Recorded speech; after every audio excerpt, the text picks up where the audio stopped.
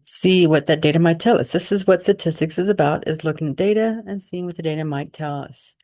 So we're going to look at a data set called births 2015. This is in the Mosaic package, actually the Mosaic data package, and we are using the Mosaic package. I've loaded the NHANES package, but I don't believe we need that one.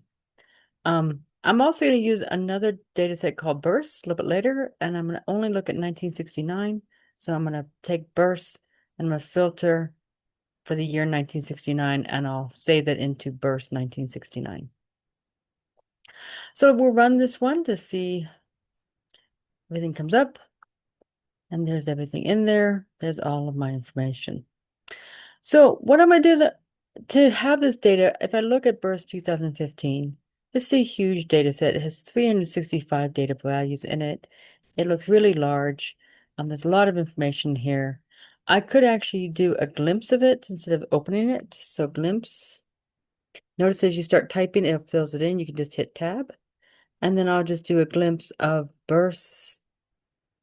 And again, it just starts filling it in, and I can just hit arrow down to it and hit tab.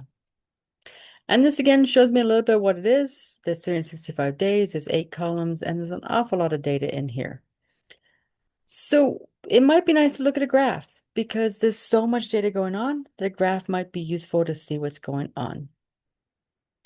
We're going to create a scatter plot, which is a GF point, because we're going to do a bunch of points all over the place. We're going to look at bursts. Bursts is how many bursts there are on a single day. Based on the date. So we have the dates in here, and we're going to look at that burst based on the date. Where the way the commands work is you do the command, then here's your variables. This tilde means related to. So burst is my response variable, and date is the explanatory variable. And burst is related to date. And then the data is burst 2015. And then I decided to put a title on it, number of bursts on a day in 2015. Notice the title's in quotes.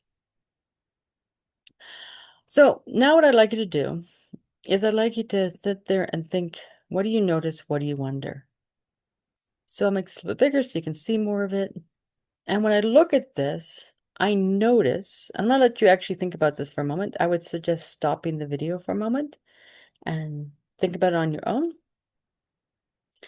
What I notice is that there seems to be two distinct sections. There seems to be data in a top part and a data in a bottom part. And what I wonder is, I'm wondering what causes that. And I'm wondering it has to do with what day of the week it is. Since these are dates, maybe there's a pattern of what day of the week there is. If I look at my glimpse, I notice W day is my weekday. So I notice I do, in fact, have the weekdays in this data set. So what I'm going to do is I'm going to actually, what we call, I'm going to make a coloring of the different color days. So I'll put at the end of my command, and I don't have to do a new command. I can create a new one if you want, or I can just do a comma, and then I'm going to color in the data points. If I want to color them by color, I can just put in blue. But the problem with that is if I put in just blue in quotes, it just makes everything blue. So that's not going to help me at all. So what I might try instead is if I do a tilde to say I'm related to the variable W day for weekday. If you can't remember the names of these, you can go back up to the glimpse, or you can just open this little arrow and see what it is, and it is W day. Now I'll click on it, and now I notice that the mostly Saturdays are down here, and mostly Sundays are down the bottom. Monday through Thursday seems to be kind of mixed together. Friday seems to be also kind of mixed together. There seems to be a few Fridays down below. So that makes me think that maybe it is, in fact, the days of the week depend on when more babies are born. And then your question should be, wonder why that is. And so then you would look to see what might be causing that, what could be that reason. And the reason is that a lot of if babies are induced, they're induced during the weekday because people don't want to work on the weekends. There is, I notice, this point right here. So I wonder what that is as to why there's not so many. It's a Thursday, it looks like. And you wonder why this Thursday is off here by itself. And then you notice it's in July, so it's probably July 4th. So that's probably what's going on there. I also noticed that this Thursday's way down here, and I wonder why this Thursday's way down here. And then I noticed it's towards the end of the year, so it probably is Christmas or some other holiday. Again, some of the other ones might be also holidays. That might be actually New Year's. This one might be um, Christmas. This one might be Thanksgiving. So I can notice that information. I wonder, has it changed over the years? So I'm going to create another graph. I'm going to use basically the same idea here. So I'm just going to copy this command. I can just go up here and copy it, paste it into my new R chunk.